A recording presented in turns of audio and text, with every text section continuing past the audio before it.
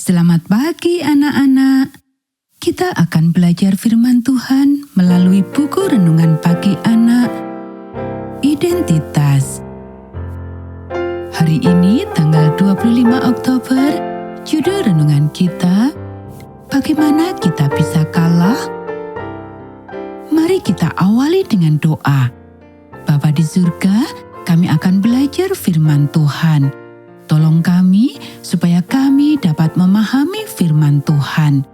Dalam nama Tuhan Yesus kami berdoa. Amin. Anak-anak, ayat inti renungan pagi kita hari ini diambil dari kitab Roma pasal 8 ayat 29 sampai 31.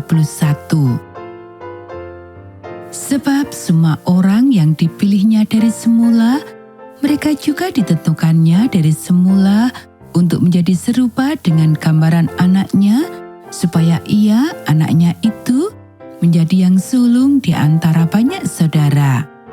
Dan mereka yang ditentukannya dari semula, mereka itu juga dipanggilnya. Dan mereka yang dipanggilnya, mereka itu juga dibenarkannya. Dan mereka yang dibenarkannya, mereka itu juga dimuliakannya. Sebab itu, apakah yang akan kita katakan tentang semuanya itu? Jika Allah di pihak kita, siapakah yang akan melawan kita? Dasar kepercayaan ke-8, pertentangan yang besar. Diamati oleh seluruh ciptaan, dunia ini menjadi arena konflik universal yang pada akhirnya akan dimenangkan oleh Allah yang penuh kasih. Untuk menolong umatnya dalam pertentangan ini, Kristus mengutus Roh Kudus dan para malaikat yang setia untuk menuntun, melindungi, dan menopang mereka di jalan keselamatan. Dua renungan terakhir cukup suram. Jika kita tidak mengetahui akhir dari cerita ini, kita akan tergoda untuk berpikir bagaimana kita bisa menang. Mereka adalah musuh yang kuat. Tetapi kita tahu akhir ceritanya. Kekuatan yang berpihak pada Tuhan dan kebaikan jauh lebih besar daripada kekuatan yang berpihak pada keegoisan dan kejahatan. Karena pada dasarnya, cinta kasih jauh lebih kuat daripada kejahatan. Sehingga tidak ada yang bisa menandinginya. Jadi, yang harus kita lakukan adalah berpihak pada cinta, bukan? Ya, tetapi masih ada lagi. Allah yang berperang, itu benar. Tidak banyak yang dapat kita lakukan untuk mengubah arus pertempuran, sekecil apapun kita, kecuali memilih sisi Tuhan dan berdiri dengan gagah berani, bertekad bahwa tidak akan ada satupun anaknya yang akan terluka atau dirampas oleh tangan kita. Tetapi pahamilah ini, kita diberi peran untuk dimainkan. Dapatkah Anda bayangkan?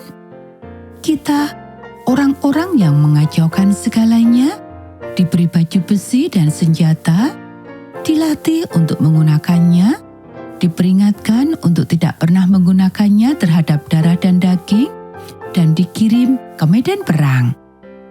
Anak-anak, Anda akan mengira ini hanya lelucon, kecuali jika Anda tahu kisah Daud dan Goliat, Miriam dan keranjang di Sungai Nil, segelintir nelayan dan seluruh kekaisaran Romawi.